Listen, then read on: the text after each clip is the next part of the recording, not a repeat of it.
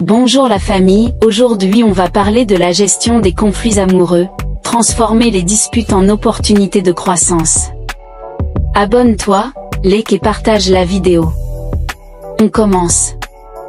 Les conflits sont inévitables dans toute relation, mais ils peuvent devenir des occasions de renforcer le lien entre partenaires.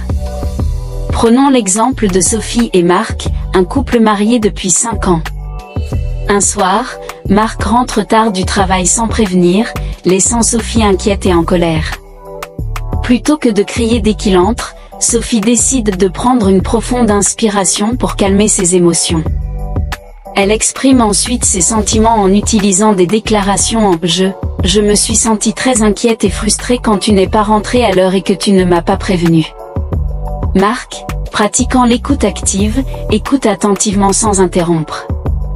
Il reconnaît les sentiments de Sophie, « Je comprends que tu te sois sentie inquiète et je suis désolé de ne pas l'avoir informée. » En abordant le problème avec empathie, Marc montre qu'il prend les émotions de Sophie au sérieux.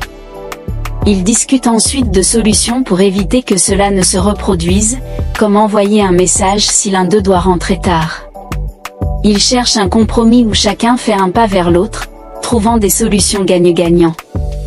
Par exemple, Marc pourrait s'engager à toujours envoyer un SMS s'il prévoit d'être en retard, tandis que Sophie pourrait essayer de ne pas supposer le pire et d'attendre un peu plus longtemps avant de s'inquiéter. Après cette discussion, ils réaffirment leur amour et leur engagement, transformant ainsi ce conflit en une occasion de croissance et de renforcement de leur relation. Ils se promettent de toujours communiquer ouvertement et de chercher des solutions ensemble. En abordant les désaccords de manière constructive et en pratiquant la réconciliation et le pardon, Sophie et Marc montrent comment les conflits peuvent devenir des moments de renforcement du couple plutôt que des sources de division. Leur histoire illustre l'importance de la communication ouverte, de l'écoute empathique et de la recherche de compromis pour gérer les conflits amoureux de manière saine et constructive. Abonne-toi et like la vidéo. J'y offre un e-book gratuit.